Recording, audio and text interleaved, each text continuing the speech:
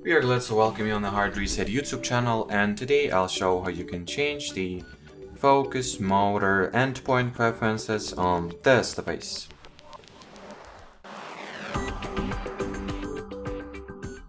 So to start, you will need to open settings by pressing the left side dial.